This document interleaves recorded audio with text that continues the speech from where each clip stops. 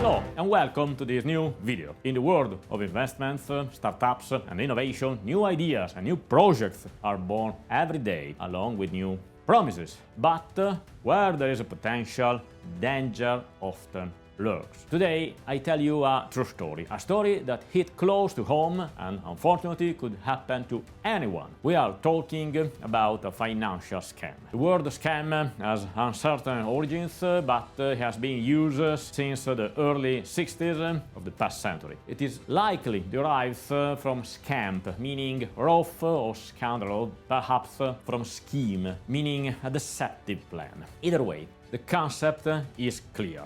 We are talking about a scam disguised as an opportunity, often where craft preys on enthusiasm, hope and, at times, naivety. In this video we will break down how a financial scam works, what warning signs to look out for, how to protect yourself and, most important, how not to get fooled. Here is our summary. A true story, how a financial scam works, warning signs to catch, why it works even on smart people, how to protect yourself, final thoughts, better suspicious than scam. All of this after our intro.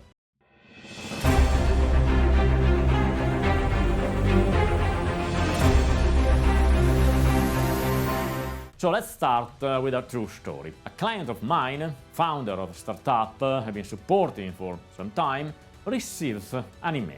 The sender introduces himself as a manager of a real Japanese investment fund. His tone is polite, professional and full of praise for the project. He says he discovered the brand online and is impressed by its global potential and would like to learn more. As I told, the message is polite and never intrusive.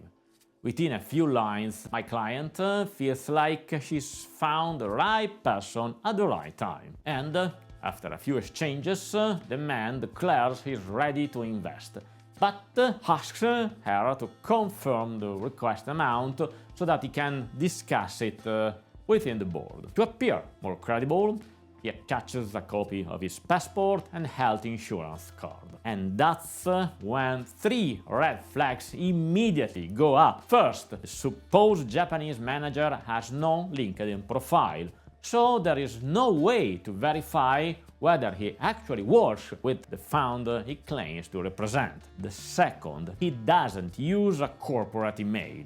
He's contacting her for a generic Gmail account. Third, the passport and healthcare. First of all, the passport has some inconsistencies. I won't go into here, but more important, why send the passport? As the Latin saying goes, excusatio non petita, accusatio manifesta.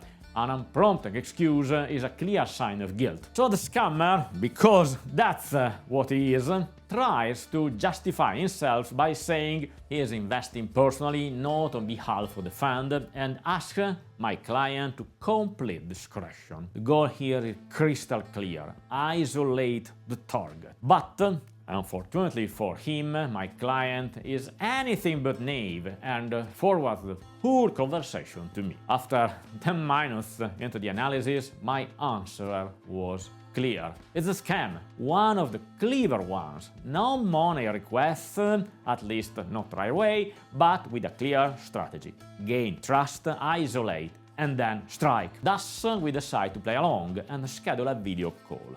But once the scammer learns I will be attending, he bails. A few days later, he gets back in touch and we schedule another call. This time he joins, but surprise, surprise, his webcam is broken.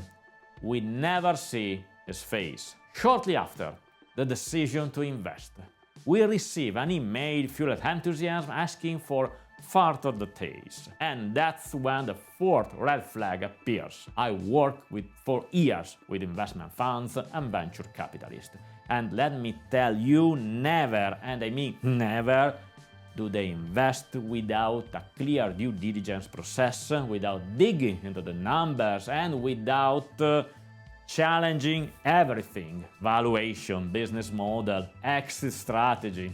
you name it. In reality, the scammer had already realized we had caught him and was making one last attempt before disappearing. So what was his endgame? We can't say for sure, but most likely he would have asked for a small advance, a few thousand euros or dollars, claiming it was for legal fees or to unblock the transfer. Once paid, of course, he would have vanished. So, how a financial scam works? Financial scammers no longer wear gold chains or speak broken language. Today, they speak the language of startups. They know the jargon of investors. They blend in perfectly. The goal isn't just to take your money, it's to lower your defenses. They build trust patiently, sometimes for weeks or months. They make you feel chosen. They flatter you with just the right words. They send seemingly professional documents. They talk about due diligence, exit, EBITDA. Then, once they earn your trust, they ask for a small formal step. That could be the signature of an NDA with a small fee, or a payment to cover notary fees or legal expenses. Maybe small sums, but that's just the beginning. Others go further, asking for sensitive information, full business plans, financial projections, bank data, passport scans. With this, they can do far more damage than you think. Warning signs to catch. Let's list red flags because they are very real. For example, email from free or domains. A real investor uses a corporate email. No online presence, no website, no verifiable information. LinkedIn profiles with no connection or strange activity.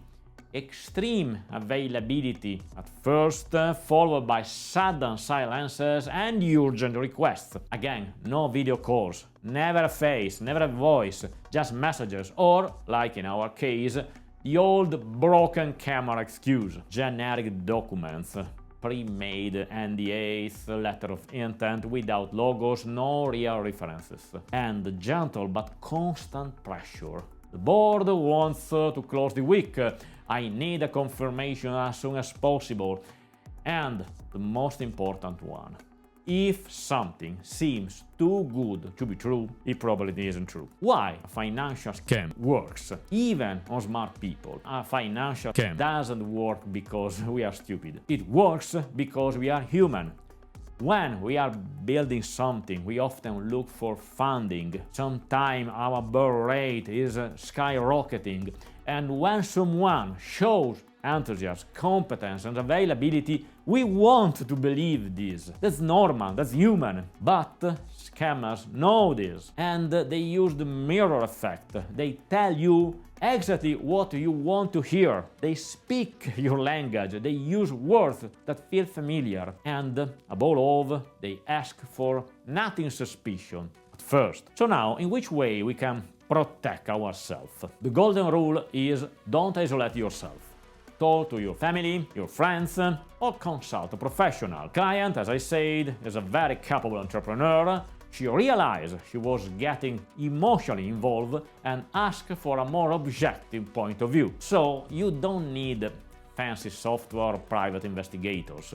Just a bit of attention, verification, and method. Here are a few golden rules. Never share sensitive data by email, especially if you don't know who is on the other side. Pay close attention to email domains. If it is not a company email, start asking questions. Always verify online on Google, LinkedIn, official websites. Ask for a video call just to see the person.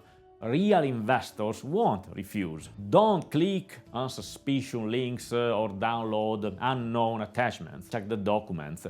If they send you an NDA, a letter of interest or a term sheet, have a consultant review them. Trust your gut, but also trust your advisor. And above all, talk about it. Don't be afraid to ask someone else for a second opinion. That's because a second look can save you from a serious mistake. And, in the worst cases, please report to the authorities. So, as a conclusion, better suspicion than scammer. The world of startups and investment is full of opportunities and full of hidden traps. Sometimes the line between opportunity and illusion can be very thin. Real investors don't send shady emails, don't pressure you with fake urgency, and especially don't ask you to trust blindly. So, if this video gave you something to think about, share it with someone who is building a startup, has an idea or a dream, because sometimes knowing what not to do is just as important as knowing what to do. That's all. See you next week.